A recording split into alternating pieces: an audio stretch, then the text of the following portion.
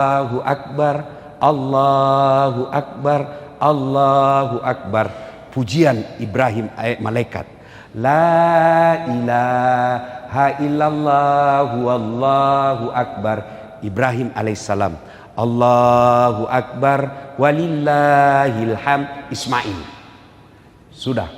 Allah perintahkan Jibril. Itu ada kibas di sorga yang pernah jadi maharnya anaknya Adam ketika menikah. Ambil itu kibas.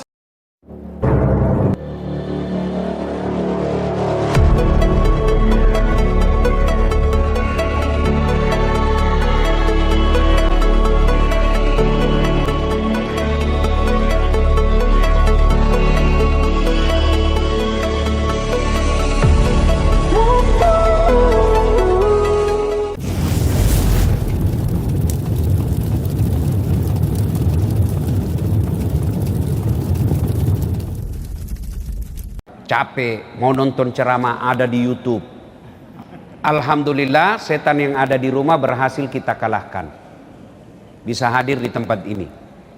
Apakah setelah duduk di tempat ini setan menyerah? Tidak, setan itu Pak paling tidak mau kalau kita dengar ceramah. Kenapa? Bocor rahasianya. Ibu-ibu mau tidak digosipin? Mau tidak ibu digosipin? Tidak mau toh? Nah itu setan juga tidak mau digosipin. Dan digosipin setan itu di pengajian. Maka dia goda lagi kita setelah tiba di sini. Tidak usah aku dengar ceramah, tidak usah dengar ceramah. Pegang HP-mu, pegang HP-mu. Jadi ibu-ibu yang pegang HP sesungguhnya kena godaan setan. Bagaimana ibu mau dengar ceramah kalau ibu sibuk begini? Iya toh? Sudah dikasih tahu masih juga dipegang. Aduh ampun saya. Ibu-ibu simpan dulu HP-nya, bisa ibu? Bisa? Bisa ibu? Bu, saya sangat menghormati acara ini. Ya, saya sangat menghormati. Baru 2 hari lalu Ibu Andi Tendri WhatsApp saya. Biasanya orang ngantri berbulan-bulan. Teman pun belum tentu. Saya alhamdulillah ada di sini. Saya bilang insya Allah boleh. Tapi saya ada acara pagi dan siang. Acara ketiga kalau mau, sholat asar berjamaah. Saya minta asar berjamaah. Kalau keundangannya di situ jam 4, jam 5 baru kumpul ibu-ibu. Coba kalau undang sholat asar berjamaah. Alhamdulillah dapat pahala berjamaah.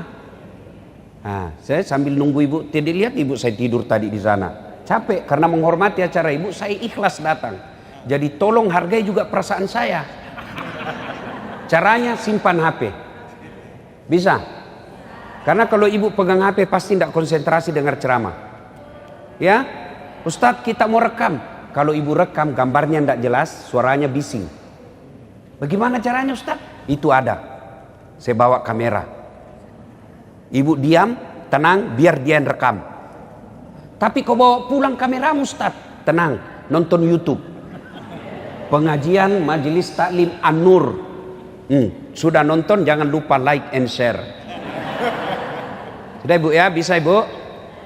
Bisa simpan dulu HP-nya? Ibu-ibu yang pegang HP selama saya ceramah, saya doakan suaminya kawin lagi. Amin ya Allah. Nah, baru disimpan itu. Ya. Nah, waktu yang ringkas. Bapak ibu, bapak-bapak saya tanya. Mau ndak wafat dalam keadaan tawaf? Bapak mau ndak merindukan ndak meninggal dalam keadaan tawaf? Mau. Ibu-ibu mau ndak meninggal dalam keadaan sa'i? Bapak-bapak mau ndak meninggal di tanah suci Mekah depan Baitullah? Ibu-ibu mau ndak meninggalnya di sujud solat? Mau ndak? Semua mau. Tapi dengar firman Allah. Laqad kana lakum fi Rasulillahi uswatun hasanah. Contoh teladan kita Nabi Muhammad SAW. Tidak ada susahnya bagi Allah kasih wafat Nabi pada saat tawaf. Tidak ada susahnya Allah wafatkan Nabi dalam keadaan sa'i. Tidak ada susahnya bagi Allah wafatkan Nabi dalam keadaan sujud solat. Tapi di mana wafat Nabi? Tawaf tidak, sa'i tidak, solat tidak, ceramah tidak. Di mana? Pangkuan istrinya Aisyah. Apa pesannya? Ibadah paling panjang rumah tangga. Ibu berapa lama kalau sholat 5 waktu? 5 kali saja sholat.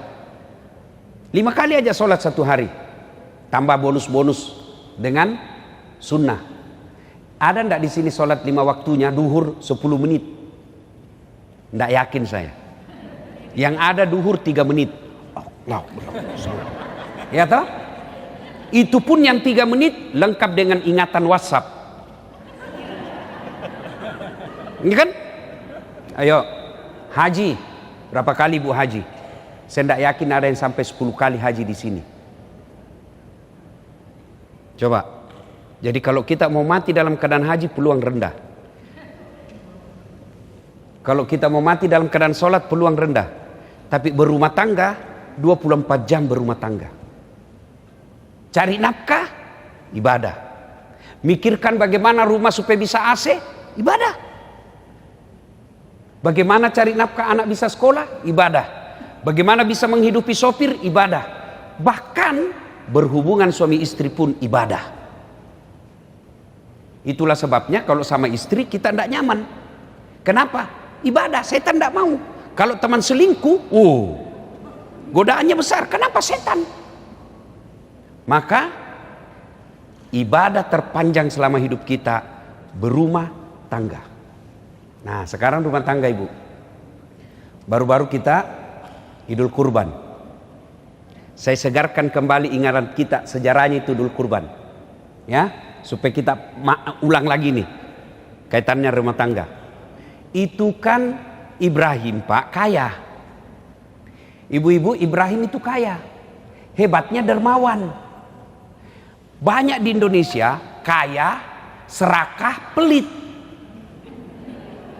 Sudah kaya, masih serakah plus pelit. Ini Ibrahim kaya dermawan. Hebatnya Pak, dia sembeli 1000 domba, 100 onta. Kira-kira kalau dirupiahkan sekarang 2,5 miliar. Ada di sini 2,5 miliar kemarin kurbannya. Tidak ada. Seluruh malaikat memuji Pak. Apa kata malaikat? Hebat ini Ibrahim. Manusia pun puji. Hebat kau Ibrahim. Jago kau. Kecil ini. Andai saja ada anakku, anakku juga kupotong. Kenapa? Ibrahim tidak ada anaknya. Beberapa tahun kemudian, Ibrahim menikah dengan Siti Sarah. Kata Siti Sarah, bang, abang ini kan nabi, perlu ada pewaris. Saya tidak bisa berikan kamu anak, kau kawin lagi lah. Apa kata Ibrahim? Enggak. Kalau inilah takdirku, ya sudah. Enggak bang, kau nikah lagi. Enggak. Luar biasa Pak. Ibrahim didesak menikah, enggak mau Pak. Bapak-bapak sekarang dilarang sembunyi-sembunyi. Malah pakai KTP-nya orang lagi. Akhirnya desak. Ibrahim berkata, baik kalau begitu dek. Oke, karena kau maksa. Oke, nikah. Sudah menikah, alhamdulillah, hamillah Siti Hajar. Selang beberapa saat, hamil pula Siti Sarah. Ini buat ibu-ibu nih. Kalau ada sudah 10 tahun, belum punya anak, coba pakai ilmunya Siti Sarah. Ya, siapa tahu mujur, siapa tahu. Iya kan? Nah, Siti Hajar dengan Ibrahim lahir anaknya. Namanya Ismail alaihi salam. Inilah keturunan kita orang Islam. Ibrahim dengan Siti Sarah lahir anaknya. Namanya Ishak alaihi salam. Inilah keturunan Yahudi yang kurang ajar. Kita itu dengan Yahudi satu kakek. Cuma Yahudi kurang ajar. Nah, lagi lucu-lucunya anaknya. Ya kan? Ibu-ibu, dengar dulu. Sejarah sebelumnya ada yang tersisa. Ketika lagi kecil-kecil anaknya, ya, balita kira-kira sekarang, Allah perintahkan kepada Ibrahim sama Siti Hajar. Ibrahim, bawa anakmu jalan sama istrimu. Kemana? Kau jalan saja. Dari Palestina Pak. Kau jalan saja. Kemana? Kau jalan. Nanti saya kasih tahu kau singgah di mana. Jalanlah Ibrahim. beratus kilo, sampai di tumpukan batu. Allah berfirman, Ibrahim, kau simpan anak dan istrimu di situ. Terus kau kembali lagi, simpan di situ, tumpukan batu. Tumpukan batu itu sekarang jadi Ka'bah. Yang tumpukan batu itu. Apa kata Siti Hajar? Bang, kalau ini perintah Allah, jalan kau. Biar saya urus anakku. Tenang, jangan cemas. Ini baru istri. Pesan pertama ibu, kalau perintah Allah jangan tawar. Kau pakai jilbab, perintah Allah, don't worry, be happy. Kamu jangan keluar kalau tidak, saya tidak akan keluar bang, kalau itu perintah agama. Itu baru istri yang hebat. Pergi Ibrahim, balik. Apakah Siti Hajar pasrah? Tidak. Anaknya menangis, kehausan. Siti Hajar tidak diam, berdoa saja. Tidak. Dia ikhtiar dulu. Dia ikhtiar dulu. Apa ikhtiarnya bu? Dia lari cari air. Pernah ibu lihat di jalan raya? Kayak ada air kan? Lari Hajar, itu ada air. Sampai lagi bukan air. Lari antara Safa dan Marwah. Itulah sa'i sekarang. Nah, sudah pasrah Siti Hajar. Tidak dapat air, sudah capek, anaknya nangis. Turun perintah Allah.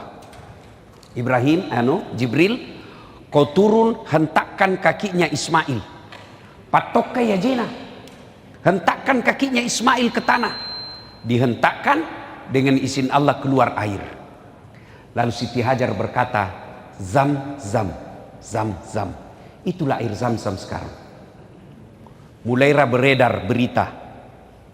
Ada di satu pelosok, ada sumber mata air, tidak pernah kering, dan selalu mengalir. Beredarlah itu di padang pasir. Namanya air di tengah padang pasir, orang semua datang. Ramailah kampung itu, kemudian disebut nama Hijaz. Yang ini sekarang disebut Makkah. Nah, lagi beremaja anaknya Ismail, 13 tahun. Quran tidak menjelaskan 13 tahun, tapi Quran cuma mengatakan Ismail sudah pandai membantu bapaknya. Kira-kira remaja sekarang, 13-14 tahun. Tanggal 8 Zulhijjah. Ibrahim alaihissalam mimpi. Ibrahim, kau pernah bilang toh, kalau ada anakmu saya potong. Sekarang ada anakmu, potong itu. Potong. Ibrahim bangun pak. Ini mimpi atau wahyu? Kalau mimpi, kenapa anak disuruh potong? Kalau anak banyak, 10 anak disuruh potong, kita cari mana yang beleng-beleng. Potong anakmu, ini beleng-beleng ini. Ya toh, Ibrahim mikir, ini wahyu atau mimpi? Mikir Ibrahim.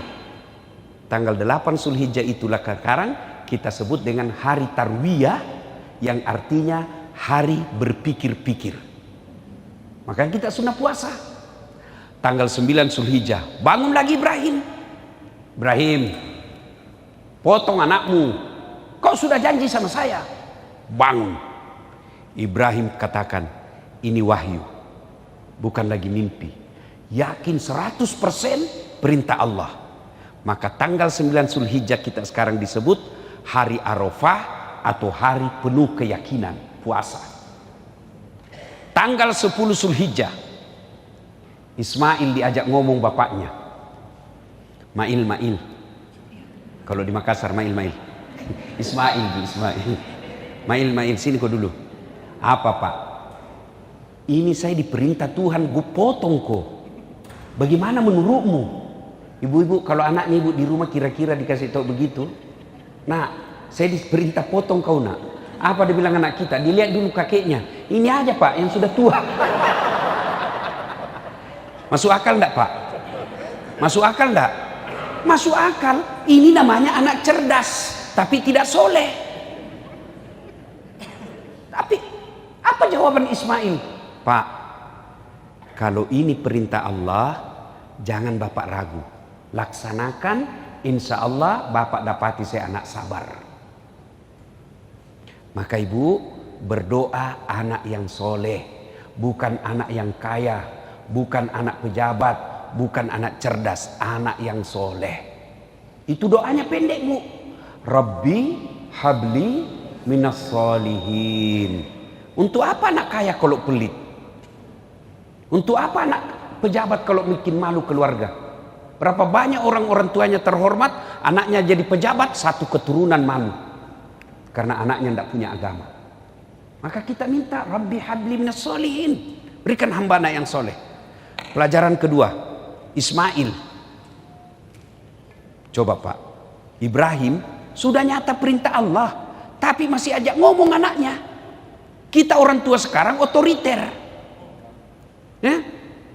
Dia gagal polisi, anaknya dia paksa.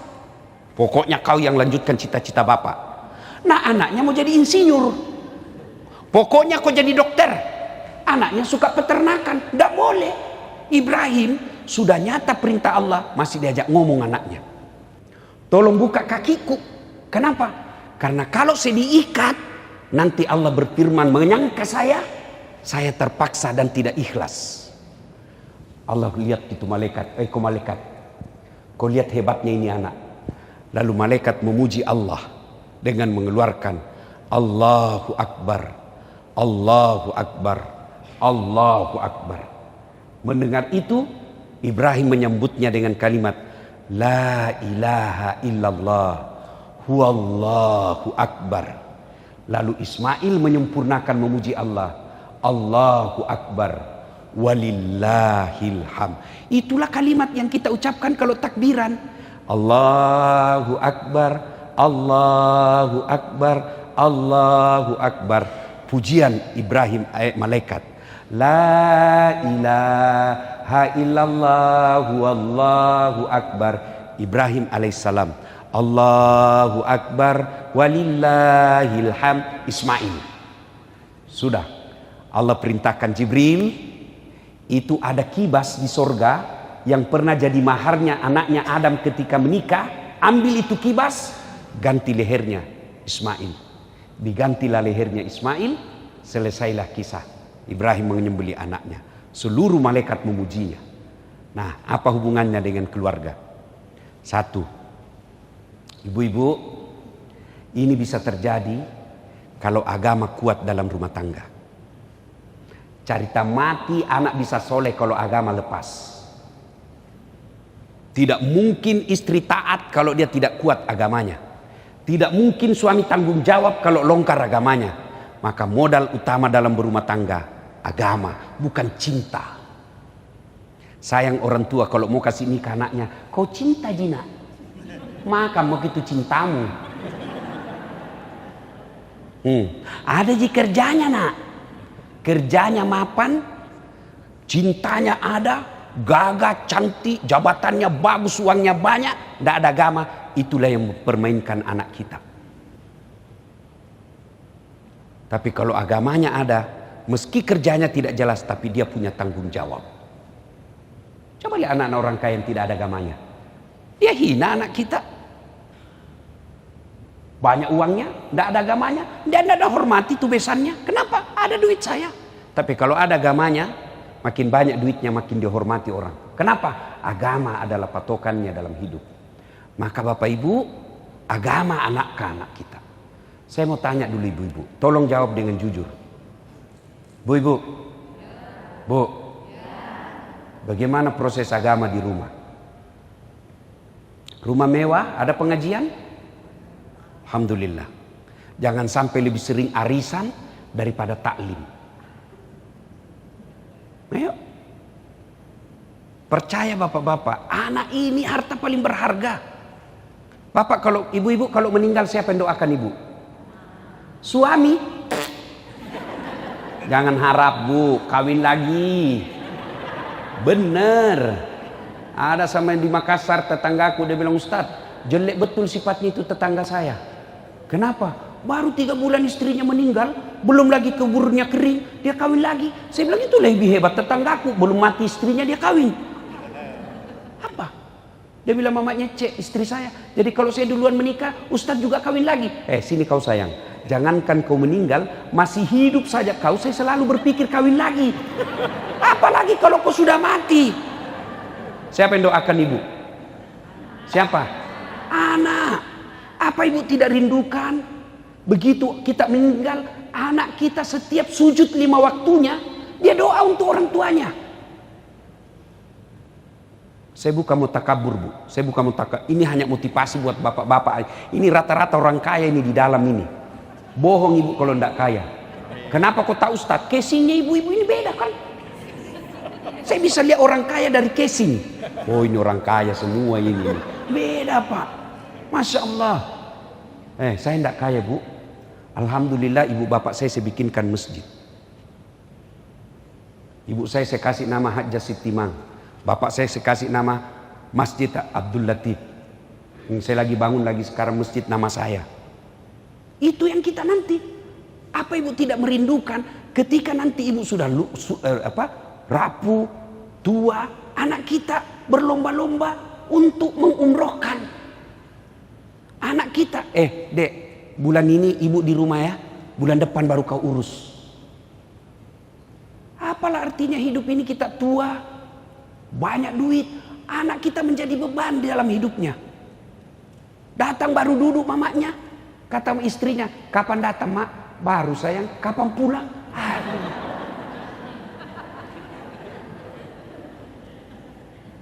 Aduh, cuma sayang. Maafkan saya Bu ya, ini gunanya ceramah. Jangan marah Ibu ya, supaya ada boleh pulang ada oleh-oleh ceramah. Sayang ibu-ibu sekarang lebih sibuk ngurus kecantikan dirinya daripada didik anaknya. Lebih sibuk periksa HP-nya suaminya. Apa gunanya kau periksa itu HP-nya suamimu? Jangan ketawa ibu, saya serius ini. Ayo, datang suaminya, mana HP-mu coba lihat. Apa suami bagaimana tidak cepat serangan jantung? Kau tahu Ustaz, karena saya begitu. Kenapa ada mantanmu di sini? Namanya mantan, tidak mungkin di-delete. Ini mantan bukan aplikasi yang bisa dihapus, tidak ada bekasnya. Ini hati Bu. Daripada sibuk ngurus HP, urus anak. Urus anak. Suamimu terlantarkan kamu, anakmu nanti yang angkat derajatmu. Suamimu selingkuh, anakmu nanti yang muliakan. Dan itu anak dia bisa bedakan mana orang tuanya yang baik. Kalau ada selisih saya gampang, orang curhat, saya mau tahu suami atau istrinya yang masalah, saya lihat mana dibela anaknya. Maka ibu-ibu, apalagi usia senja, apalagi kita yang sudah muka-muka sakaratil maut, inilah penyakitnya ibu-ibu, tidak mau dibilang usia senja, maunya terus dibilang, oke lah ibu-ibu yang masih cantik-cantik. Masya Allah, untuk apa lagi? Ayo anak Bu, gimana cara didik anak Ustaz?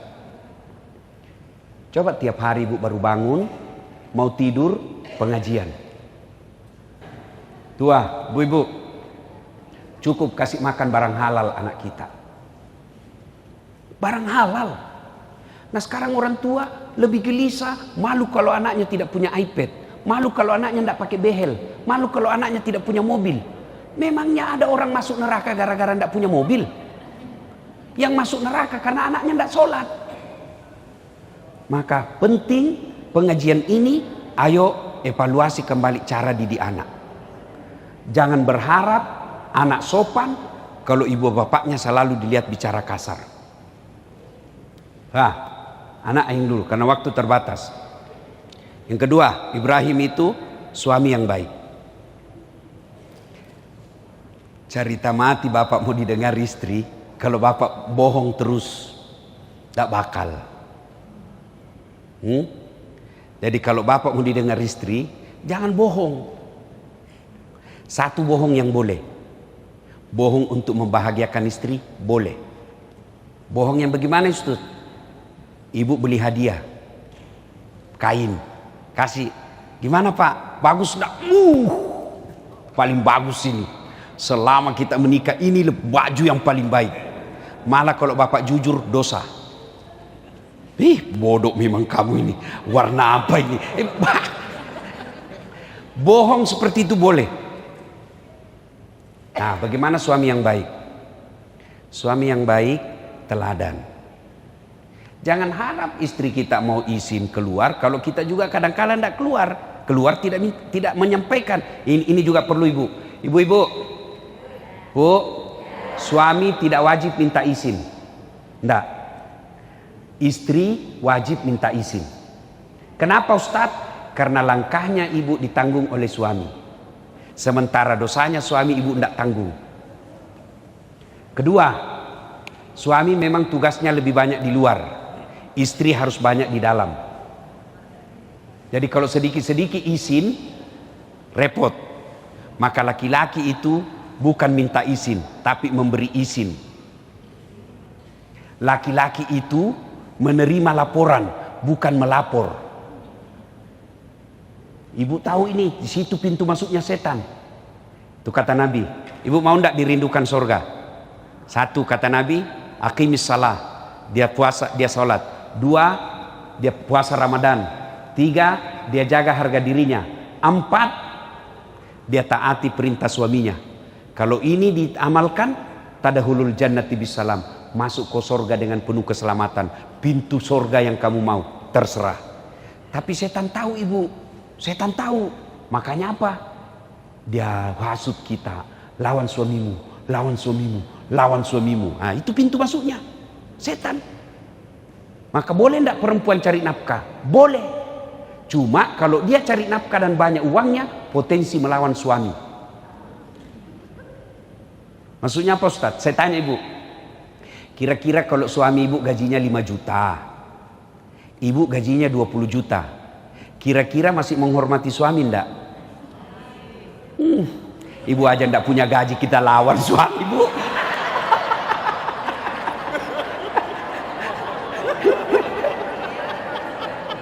Nah, disinilah masuknya setan. Bu, kalau sholat, setan sholat. Tapi kapan ibu lawan suami, maka ridha Allah lepas. Ridanya Allah, ada ridanya suami. Nah, maka setan hasut kita. Curiga kok, curiga. Ketemu tadi cewek. Kalau ibu mau enak, sangka baik. Orang kalau sangka buruk dalam rumah tangga, percaya tidak akan pernah dia bahagia. Coba kalau sangka baik ibu. Telepon suami tidak dijawab pagi-pagi. Oh, lagi sholat duha. Mungkin enak perasaan. Telepon lagi siang, oh berjamaah duhur ini, ya kan? Sore lagi telepon, tidak dijawab. Jam 5 sore ada WhatsApp teman, saya lihat suamimu di sampingnya ada cewek di atas mobil. Oh berarti dia lagi nge-grab. Iya kan? Enak perasaan ibu toh. Tapi kalau sangka buruk terus, ilaha illallah. Tidak bisa tenang. Istri saya suka ngomel, takdirnya itu bu.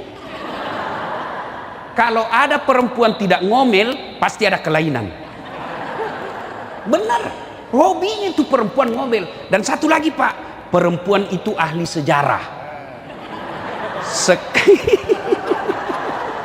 Sekali bapak bikin kesalahan, sudah wassalam. Nggak bakal, itu dia ulang pak. Pak, coba dinasehatin, dia punya salah, bagaimana caranya dia ngomong supaya kembali kepada kesalahan itu ke kita. Itulah perempuan, memang begitu fitrahnya perempuan. Bagaimana beratnya penderitaan bapak tidak seberat penderitaan ibu hamil. Ya, bapak merasakan hamil, gampang, ambil kelapa pak, 1 biji aja pak, masukkan di dalam baju, kemana-mana bawa pak, mau boker. Coba ibu-ibu kalau boker bawa toh, nggak ada orang mau berak, simpan dulu berat sekali, nggak ada pak. Dan berapa lama? 9 bulan pak.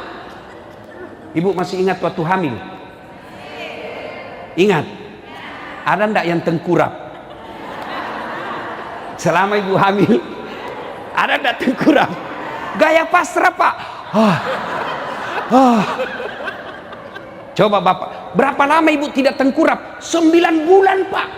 Bapak 1 bulan aja ndak tengkurap, pusing. Iya toh? Coba melahirkan, masih ingat waktu melahirkan? Masih? Ada ndak ibu-ibu melahirkan senyum? Ada?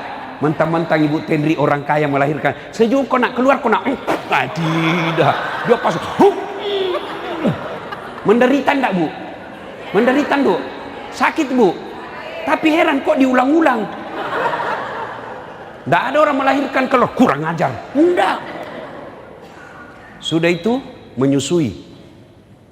Masih ingat waktu menyusui bu? Apalagi waktu tumbuh giginya. Aduh. Ada ndak dia? Kok gigi saya?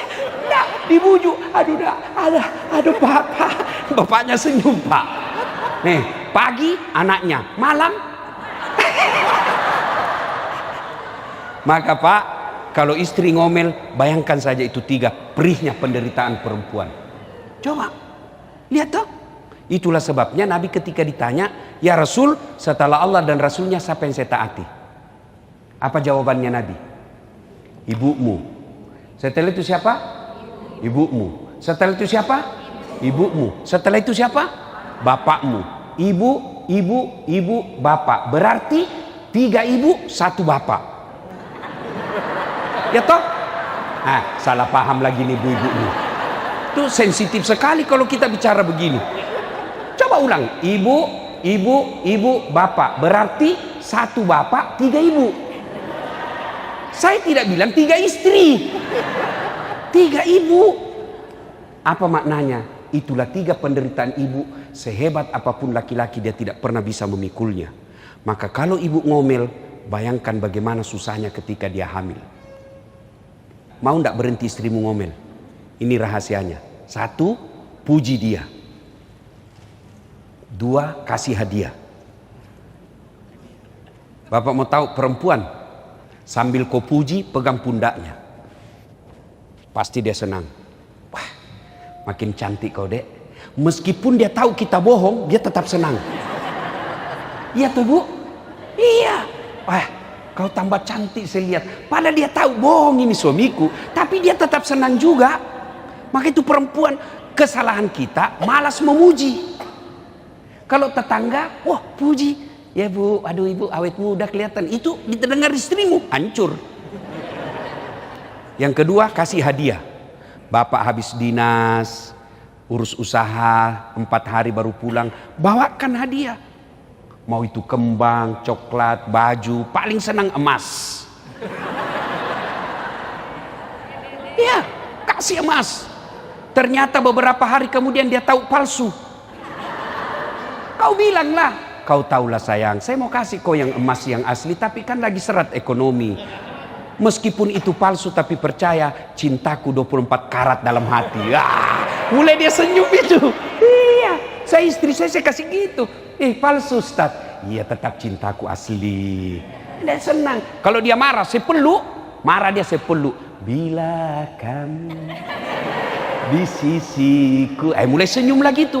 Masih marah, ku peluk tambah ku kenceng, baru ku bilang insaplah wahai. Berhenti dia marah pak. Jadi perempuan kalau marah, bapak jangan marah dan jangan bawa perasaan. Dan itu perempuan kalau sudah di depan kita pak, tidak berlaku pangkat jabatan dan sekolah, hilang semua itu. Dia bilang mamanya cek di rumah istriku, bu, kamu boleh sikap panggung di luar, kau boleh siga mimbar di luar, tapi kalau di rumah kau Hello Kitty.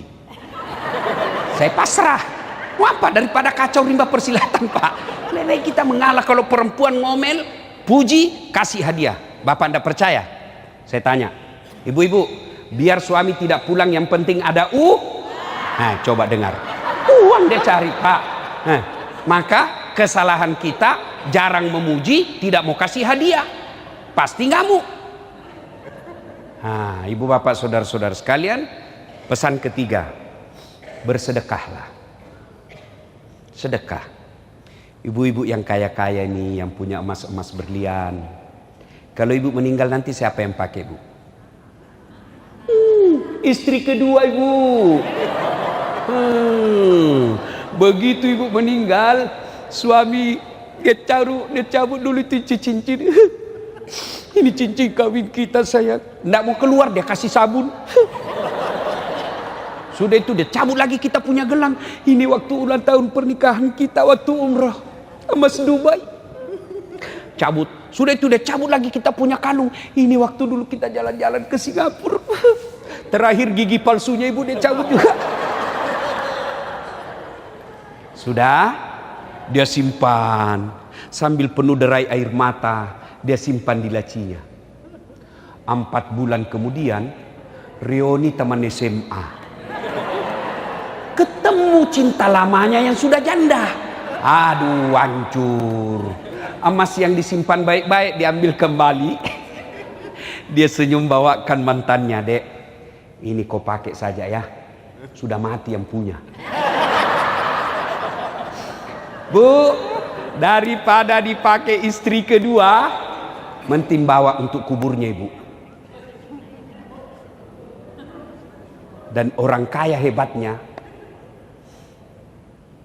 biar dia pakai palsu, orang bilang asli. Ya, Ibu Nur misalnya. Iya, biar palsu, orang bilang enggak mungkin, pasti asli. Maka saya sarankan lebih baik ibu pakai yang palsu. Yang asli bawa ke panti asuhan. Yang asli bawa ke masjid di kampung. Yang asli bawa ke penghafal Quran. Bapak-bapak yang miskin, ibu-ibu yang miskin, ndak usah pakai yang asli. Karena biar asli orang juga ndak percaya. Maka yang asli ibu jual, bawa ke pesantren. Ini disebut pandai menyikapi harta. Percaya ibu, kalau sudah masuk kubur putus, kecuali tinggal anak yang soleh dan amal sedekah. Dan demi Allah, tidak ada orang bangkrut gara-gara sedekah. Ustadz, saya dengar ceramahnya Ustadz tadi, rasanya anak saya sudah tidak bisa saya harapkan Ustadz. Tidak tahu ngaji, lancar bahasa Inggris, tapi saya tidak pernah dapati dia mengaji. Lancar bahasa Korea Ustadz, duitnya banyak, tapi tidak pernah saya dapati berjamaah. Jangan putus asa. Anak pesantren ibu urus. Ustadz, saya sampai sekarang belum punya anak. Wala ta'asu min rauhillah. Jangan putus asa. Ibu datang ke pesantren, tanya gurunya, ada penghafal Quran? Ada. Berapa biaya hidupnya 1 bulan? Bu, 700.000 1 orang. Saya tanggung 7 orangnya, 2.500.000. Berapa? 20. Nah, saya tidak terlalu kuat kalau urusan uang, Bu. Ibu-ibu lebih apa? Nah, misalnya 1 anak 700 Ustaz, 3 anak saya tanggung Ustaz, 2.100.000 kirim tiap bulan. Itulah yang menjadi anaknya ibu. Selama dia belajar agama sama anak kandungnya ibu, meskipun tidak dilahirkan. Begitu juga bapak-bapak. Bapak tidak usah jadi ustadz, berat. Gimana caranya? Urus ustadz. Ustadz datang, Ustadz pakai kendaraan siapa? Ada kendaraan saya pakai Ustadz. Bapak dapat pahala dari Ustadz, seperti pahalanya Ustadz tanpa mengurangi pahalanya Pak Ustadz. Ibu-ibu punya rumah mewah, supaya malaikat ikut datang. Ayo panggil anak-anak yatim tiap malam Jumat makan di rumah. Jangan makannya seadanya, kasih makanan yang hebat. Dan hebatnya itu Ustadz anak yatim, kalau masuk orang mewah Pak, dia terpesona seolah dalam surga. Wah. Tapi kalau ibu undang orang kaya, dia cari yang jelek itu. Gordennya ndak serasi. Dan kalau orang kaya, ya tuh ibu, padahal banyak yang bagus, yang jelek dicari. Mana yang jelek? Maka lebih baik ibu panggil anak-anak yatim. Ibu-ibu, saya serius ibu. Mulai Jumat depan jadikan kebiasaan. Malam Jumat ini 5 orang saya kasih makan di rumah. Ya Allah, tolak bala. Mudah-mudahan anakku terhindar dari narkoba. Mudah-mudahan suamiku terhindar dari niat jahat. Itu jauh lebih efektif daripada periksa handphone. 1 handphone dia kasih ke suamimu, masih ada 2 di mobilnya. Kenapa begitu? Saya pelakunya. Repot juga kalau setiap saya. repot, lebih kita sembunyi dua. Kau periksa, bisa dia ganti namanya. Kan ada dulu mantanku, Bu, cinta-cinta monyet dulu di kampung. Setelah saya viral selalu menelpon. Saya mau blokir ndak enak. Saya mau terima perasaannya istri saya hormati. Terpaksa aku tulis di situ namanya penjual batu bata. Lagi saya duduk-duduk, tiba-tiba bunyi telepon. Dia bilang mamanya Cek, Ustadz ada telepon. Siapa sayang? Penjual batu bata. Bapak harus tenang, jangan panik. Tagihan itu sayang, tagihan, jangan kau angkat. Perempuan kan paling takut tagihan. Dia ndak angkat, selamatlah saya. Beberapa hari kemudian, saya pulang ceramah. Sayang, tolong bikinkan teh. Saya lagi ajar ngaji Cek. Ada di situ gula. Pergilah saya, di mana? Ada tulisannya di situ. Toplesnya ada di situ, tulisan gula. Sudah, saya minum, garam, asin. Saya lihat gula pembungkusnya isinya garam. Saya pergi bawa, kenapa kau tulis ini gula baru isinya garam? Apa dia bilang? HP-mu juga lain kau tulis lain isinya. Ya Bu, daripada begitu pasti ada jawaban salah-salahnya. Lebih tolak bala dengan sedekah. Kata Nabi, siapa yang mau dipanjangkan umurnya, dimurahkan rezekinya, dan tertolak dari bencana, maka hendaklah dia bersedekah. Sedekah Ibu. Ibu punya kudung 25. Kenapa banyak sekali Bu? Pakai 2 aja. Orang sudah bilang gila, apalagi beli pakai 5. Nggak mungkin. Jadi gimana? Kita pergi majelis taklim di kampung-kampung. Ayo ibu-ibu kumpul kudung-kudungnya yang bagus dan jarang dipakai. Ayo kita sedekahkan ke majelis taklim. Itu baru manfaat. Simpan di rumah saja kan bingung. Mana dulu kupakai, sudah pernahkah kupakai ini? Oh belum, nggak matching kira-kira ini. Bingung. Coba kalau cuma 2, langsung selesai. Saya juga begitu Bu. Waktu masih sedikit baju saya Bu, nggak repot. Ini cek. Sekarang setelah banyak bingung. Apa ini sudah kupakai? Karena saya pernah benar Bu. Saya ceramah, ada ibu-ibu saya lewat. Dia bilang, itu lagi bajunya yang di YouTube. Ya ibu-ibu, sedekah. Mudah-mudahan pulang ini wujud konkret sedekah. Kenapa saya tekankan ini? Karena saya tahu di sini ibu-ibu yang Allah berikan rezeki yang berlebih. Insya Allah tidak ada orang bangkrut karena dia rajin sedekah. Sebaliknya kalau dia pelit, tidak ada orang suka. Jangkau ke rumahnya, dia pelit. Padahal dia juga pelit. Itu jeleknya, itu pelit Pak. Tidak ada yang suka itu orang pelit. Maka kalau mau murah rezekinya, bersedekahlah. Tolak bala, insya Allah. Bapak saudara-saudara sekalian, ini saja tausiah kita. Mudah-mudahan ada manfaat. Saya menutup, inna a'tainakal kautsar. Sungguh betapa banyak nikmat yang Allah berikan kepadamu. Fasholli li rabbika wanhar. Maka bersolatlah dan berkurbanlah.